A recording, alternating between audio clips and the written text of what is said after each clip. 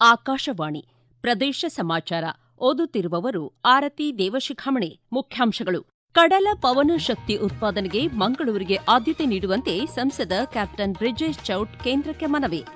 ಪರೀಕ್ಷಾ ಪೇ ಚರ್ಚಾ ವೀಕ್ಷಿಸಲು ನಾಗರಿಕರಿಗೆ ಪ್ರಧಾನಮಂತ್ರಿ ಆಹ್ವಾನ.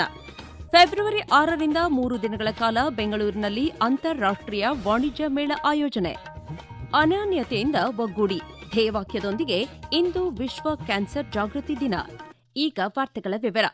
ಭಾರತದ ಗ್ರೀನ್ ಎನರ್ಜಿ ಸ್ವಾವಲಂಬನೆ ಮತ್ತು ಬಂದರು ಆಧಾರಿತ ಅಭಿವೃದ್ಧಿ ಕಾರ್ಯತಂತ್ರವನ್ನು ದೃಷ್ಟಿಯಲ್ಲಿಟ್ಟುಕೊಂಡು ಮಂಗಳೂರು ಕಡಲ ತೀರದಲ್ಲಿ ಕಡಲ ಪವನ ಶಕ್ತಿ ಉತ್ಪಾದನೆಗೆ ಹೆಚ್ಚಿನ ಆದ್ಯತೆ ನೀಡಬೇಕು ಎಂದು ದಕ್ಷಿಣ ಕನ್ನಡ ಸಂಸದ ಕ್ಯಾಪ್ಟನ್ ಬ್ರಿಜೇಶ್ ಚೌಟ್ ಕೇಂದ್ರ ಸರ್ಕಾರಕ್ಕೆ ಮನವಿ ಮಾಡಿದ್ದಾರೆ. ಮಂಗಳೂರು ಕರಾವಳಿಯು ಸುಮಾರು 6,490 ಚದುರ ಕಿಲೋಮೀಟರ್ ಪ್ರದೇಶವು ಪವನ ಇಂಧನ ಉತ್ಪಾದನೆಗೆ ಹೆಚ್ಚು ಪೂರಕವಾಗಿದೆ. ಕರಾವಳಿಯಲ್ಲಿ ಭೂಕಂಪನ, ಚಂಡಮಾರುತ ಮುಂತಾದ ನೈಸರ್ಗಿಕ ವಿಕೋಪಗಳ ಅಪಾಯ ಕಡಿಮೆ ಇರುವ ಹಿನ್ನೆಲೆ ದೀರ್ಘಕಾಲದ ಪವನ ಇಂಧನ ಯೋಜನೆಗಳ ಸ್ಥಾಪನೆಗೆ ಅತ್ಯಂತ ಸೂಕ್ತ ಹಾಗೂ ಸುರಕ್ಷಿತ ಪ್ರದೇಶವಾಗಿದೆ ಎಂದು ತಿಳಿಸಿದ್ದಾರೆ. ಒತ್ತಡ ಮುಕ್ತವಾಗಿ ಪರೀಕ್ಷೆ ಎದುರಿಸುವುದು ಸೇರಿದಂತೆ ಜೀವನದಲ್ಲಿ ಎದುರಾಗುವ ಸವಾಲುಗಳನ್ನು ನಿಭಾಯಿಸುವ ಕುರಿತು ಪ್ರಧಾನಮಂತ್ರಿ ನರೇಂದ್ರ ಮೋದಿ ವಿದ್ಯಾರ್ಥಿಗಳೊಂದಿಗೆ ನಡೆಸುವ ಸಂವಾದ ಕಾರ್ಯಕ್ರಮ ಪರೀಕ್ಷಾ ಪೇ ಚರ್ಚಾ ಇದೇ ಫೆಬ್ರವರಿ 6ರಂದು ಬೆಳಗ್ಗೆ 10 ಗಂಟೆಗೆ ಪ್ರಸಾರವಾಗಲಿದೆ. ಪ್ರಧಾನಮಂತ್ರಿ ನರೇಂದ್ರ ಮೋದಿಯವರು ತಮ್ಮ ಸಾಮಾಜಿಕ ಜಾಲತಾಣದಲ್ಲಿ ಈ ಮಾಹಿತಿ ಹಂಚಿಕೊಂಡಿದ್ದು, ದೇಶದ ನಾಗರಿಕರು ಈ ಬಾರಿಯ ವಿಶೇಷ ಕಾರ್ಯಕ್ರಮವನ್ನು ವೀಕ್ಷಿಸುವಂತೆ ಆಹ್ವಾನ ನೀಡಿದ್ದಾರೆ. ಯುವ ಜನತೆಯೊಂದಿಗೆ ಸಂವಾದ ನಡೆಸುವುದು ಚೇತೋಹಾರಿ ಅನುಭವ ನೀಡುವಂಥದ್ದು. ವಿದ್ಯಾರ್ಥಿಗಳು ಒತ್ತಡ ಮುಕ್ತರಾಗಿ ಪರೀಕ್ಷೆ ಎದುರಿಸುವುದು ಅಗತ್ಯ ಎಂದು ಹೇಳಿರುವ ಪ್ರಧಾನಮಂತ್ರಿಯವರು ಎದುರಾಗುವ ಸವಾಲುಗಳನ್ನು ನಿಭಾಯಿಸುವಲ್ಲಿ ಸಮತೋಲನ ಮತ್ತು ಆತ್ಮವಿಶ್ವಾಸವನ್ನು ಕಾಪಾಡಿಕೊಳ್ಳುವಲ್ಲಿ ಪ್ರಾಯೋಗಿಕ ದೃಷ್ಟಿಕೋನಗಳನ್ನು ಹಂಚಿಕೊಂಡಿರುವುದಾಗಿ ತಿಳಿಸಿದ್ದಾರೆ. ಬೆಂಗಳೂರು ಅರಮನೆ ಮೈದಾನದಲ್ಲಿ ಫೆಬ್ರವರಿ 6ರಿಂದ 3 ದಿನಗಳ ಕಾಲ ಅಂತಾರಾಷ್ಟ್ರೀಯ ವಾಣಿಜ್ಯ ಮೇಳ ಐಟಿಎಫ್ 2026 ಆಯೋಜಿಸಲಾಗಿದೆ.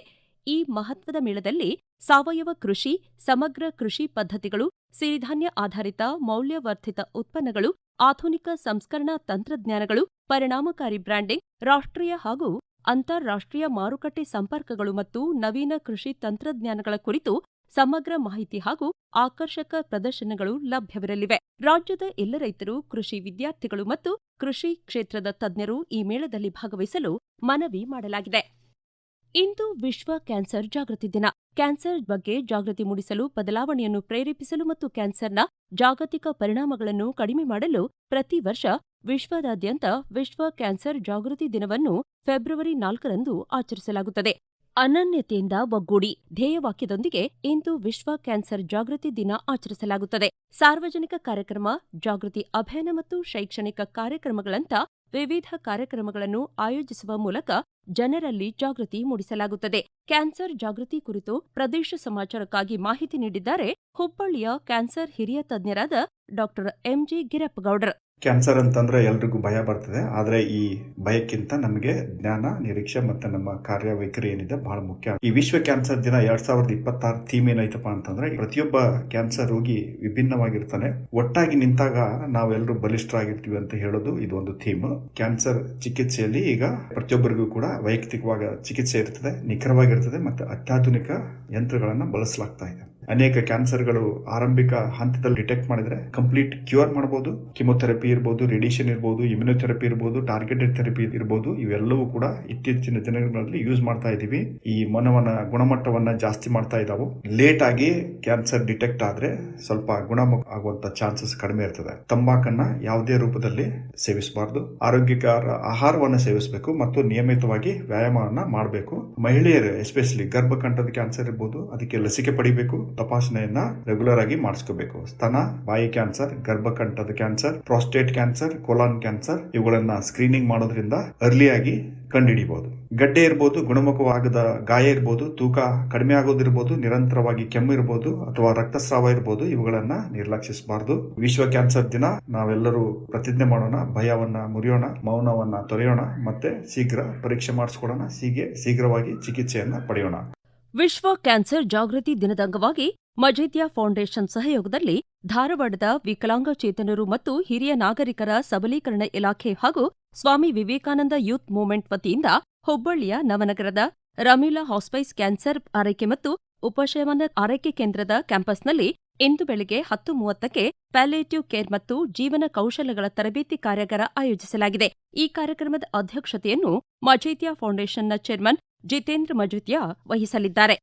ಈಗ ಪ್ರಕಟಣೆ, ನಂತರ ಪ್ರದೇಶ ಸಮಾಚಾರ ಮುಂದುವರಿಯುವುದು.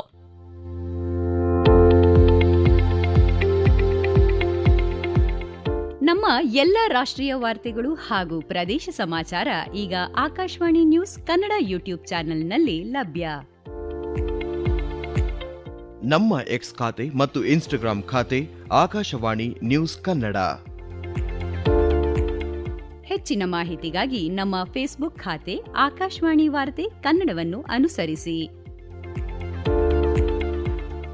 ಮಾಹಿತಿಗಳ ಹೂರಣ, ವಾರದ ಕಾರ್ಯಕ್ರಮ, ಪ್ರಚಲಿತ ವಿದ್ಯಮಾನ ಪ್ರತಿ ಬುಧವಾರ ರಾತ್ರಿ 9:15 ಪ್ರದೇಶ ಸಮಾಚಾರ ಕೇಳುತ್ತಿದ್ದೀರಿ. ರಾಜ್ಯ ಸರ್ಕಾರದ ದಂತ ಭಾಗ್ಯ ಯೋಜನೆ ಹಿರಿಯರ ಮೊಗದಲ್ಲಿ ಮಂದಹಾಸ ಮೂಡಿಸಿದೆ ಎಂದು ರಾಜ್ಯ ವಾರ್ತಾ ಮತ್ತು ಸಾರ್ವಜನಿಕ ಸಂಪರ್ಕ ಇಲಾಖೆ ತಿಳಿಸಿದೆ. ಇಷ್ಟವಾದ ಆಹಾರ ತ್ಯಜಿಸಬೇಡಿ, ಸಂಪೂರ್ಣ ಉಚಿತವಾಗಿ ಗುಣಮಟ್ಟದ ದಂತ ಪಂಕ್ತಿಗಳ ಜೋಡಣೆ ಸೇವೆ ಪಡೆಯಿರಿ ಎಂದು ಸಾಮಾಜಿಕ ಮಾಧ್ಯಮ ಎಕ್ಸ್ ಮೂಲಕ ಹೇಳಿದೆ. 45 ವರ್ಷ ಮೇಲ್ಪಟ್ಟ ಮತ್ತು ಬಿಪಿಎಲ್ ಪಡಿತರ ಚೀಟಿ ಹೊಂದಿರುವ ಕುಟುಂಬದವರು ಹತ್ತಿರದ ಜಿಲ್ಲಾಸ್ಪತ್ರೆಗಳು ಹಾಗೂ ರಾಜ್ಯಾದ್ಯಂತ ಸರ್ಕಾರ ಗುರುತಿಸಿರುವ 44 ದಂತ ವೈದ್ಯಕೀಯ ಕಾಲೇಜುಗಳಲ್ಲಿ ಈ ಸೌಲಭ್ಯವನ್ನು ಪಡೆಯಬಹುದು. ರಾಜ್ಯಾದ್ಯಂತ ಈಗಾಗಲೇ 41,218ಕ್ಕೂ ಹೆಚ್ಚು ಹಿರಿಯರು ಈ ಯೋಜನೆಯ ಫಲಾನುಭವಿಗಳಾಗಿದ್ದಾರೆ ಎಂದು ಹೇಳಿದೆ. ಇಂದು ಬೆಳಗ್ಗೆ 11 ಗಂಟೆಯಿಂದ 12 ಗಂಟೆಯವರೆಗೆ ಮೇಯರ್ ಜೊತೆ ಮಾತುಕತೆ ಎಂಬ ವಿನೂತನ ಕಾರ್ಯಕ್ರಮವು ಹುಬ್ಬಳ್ಳಿ ಧಾರವಾಡ ಮಹಾನಗರ ಪಾಲಿಕೆ ವತಿಯಿಂದ ನಡೆಯಲಿದೆ. ಮೊಬೈಲ್ ಸಂಖ್ಯೆ 8277802331 ಅಥವಾ 8277802334ಕ್ಕೆ ಕರೆ ಮಾಡುವ ಮೂಲಕ ಜನರು ಈ ಕಾರ್ಯಕ್ರಮದಲ್ಲಿ ಪಾಲ್ಗೊಂಡು ತಮ್ಮ ಸಮಸ್ಯೆಗಳಿಗೆ ಪರಿಹಾರ ಕಂಡುಕೊಳ್ಳಬಹುದು. ಅಲ್ಲದೆ ಹುಬ್ಬಳ್ಳಿ ಧಾರವಾಡದ ಸಮಗ್ರ ಅಭಿವೃದ್ಧಿ ಕುರಿತು ತಮ್ಮ ಅನಿಸಿಕೆ, ಅಭಿಪ್ರಾಯ ಹಾಗೂ ಸಲಹೆಗಳನ್ನು ನೀಡಬಹುದು ಎಂದು ಹುಬ್ಬಳ್ಳಿ ಧಾರವಾಡ ಮಹಾನಗರ ಪಾಲಿಕೆಯ ಸಾಮಾಜಿಕ ಜಾಲತಾಣ ಎಕ್ಸ್ ಮೂಲಕ ತಿಳಿಸಿದೆ. ಬರುವ ಹೋಳಿ ಮತ್ತು ಬೇಸಿಗೆ ಪ್ರಯಾಣಿಕರ ಹೆಚ್ಚುವರಿ ದಟ್ಟಣೆಯನ್ನು ನಿವಾರಿಸುವ ಉದ್ದೇಶದಿಂದ ಮೈಸೂರು ಅಜ್ಮೀರ್ ಮೈಸೂರು ಎಕ್ಸ್ಪ್ರೆಸ್ ವಿಶೇಷ ರೈಲು ಸೇವೆಯನ್ನು ಮುಂದುವರಿಸಲು ತೀರ್ಮಾನಿಸಿದೆ. ಈ ರೈಲು ಈಗಿನ ಮಾರ್ಗ, ನಿಲ್ದಾಣಗಳು, ಶುಲ್ಕ ವ್ಯವಸ್ಥೆ ಹಾಗೂ ಕೋಚ್ ಸಂಯೋಜನೆಯನ್ನು ಉಳಿಸಿಕೊಂಡು ಪಶ್ಚಿಮ ರೈಲ್ವೆ ವ್ಯಾಪ್ತಿಯಲ್ಲಿ ಪರಿಷ್ಕೃತ ವೇಳಾಪಟ್ಟಿಯೊಂದಿಗೆ ಒಟ್ಟು 17 ಹೆಚ್ಚುವರಿ ಟ್ರಿಪ್ಗಳನ್ನು ನಡೆಸಲಿದೆ ಎಂದು ಮೈಸೂರು ರೈಲ್ವೆ ವಿಭಾಗೀಯ ಹಣಕಾಸು ವ್ಯವಸ್ಥಾಪಕ ಪೃಥ್ವಿ ಹುಲ್ಲತ್ತಿ ತಿಳಿಸಿದ್ದಾರೆ.